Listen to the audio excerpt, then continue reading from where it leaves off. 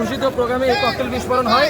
এই ককটেল বিস্ফোরণে আমরা জেলা এনসিপি এবং আমাদের এনসিপি যারা আমরা আছি আমরা বিন্দু মাত্র বিচলিত না, এবং আপনাদেরকে মিডিয়ার মাধ্যমে বলতে চাই যারা এই ককটেলটি বিস্ফোরণ করেছেন দেয়ালের ওই পাশ থেকে কখন আবার মারবেন, কখন মারতে চান আপনারা আসেন, আমরা আমাদের বুক পেতে দিব, আমাদের সামনে এসে মারেন, কাপুরুষের মতো পিছন থেকে মারেন না। এবং এই ককটেল দিয়ে আমাদের কিছু মনে করি না, আমরা ভয়ও পাই না, কারণ আমাদের রক্তে জুলাই রক্তে মিশে আছে, আমরা জুলাইকে ধারণ করি। এই জন্য আপনাদেরকে আমরা হুঁশিয়ারি দিয়ে বলতে চাই এই সকল ককটেল বিস্ফোরণ করে এইসব বাচ্চা মানুষই করে এনসিপিকে ভয় দেখাতে পারবেন না। আমরা বাংলাদেশে লক্ষ্য করছি বিগত স্বৈরাচার বা তাদের দোসররা এখনও নানাভাবে তাদের সক্রিয়তার মাধ্যমে সারা দেশকে একটা অস্থিতিশীলতার মধ্যে নিতে যাচ্ছে।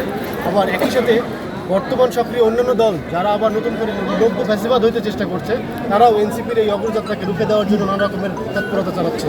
তো এই তৎপরতা তাদের হয়তোবা থাকবে, এই তৎপরতাকে আমরা আসলে রাজনৈতিকভাবে মোকাবেলা করতে চাই, কিন্তু এইখানে আমরা আসলে খুবই গুরুত্বের সাথে বিবেচনা করছি যে এইখানে আমাদের এরকম একটা কর্মসূচি ছিল, প্রশাসনের একটা দায়িত্বশীল অংশগ্রহণ বা উপস্থিতি আমরা আশা করেছিলাম, কিন্তু আমরা আসলে খুবই দুঃখজনকভাবে দেখেছি যে বাংলাদেশের অন্যান্য জায়গাতেও নানা রকমের অপতৎপরতা লক্ষ্য করেছি।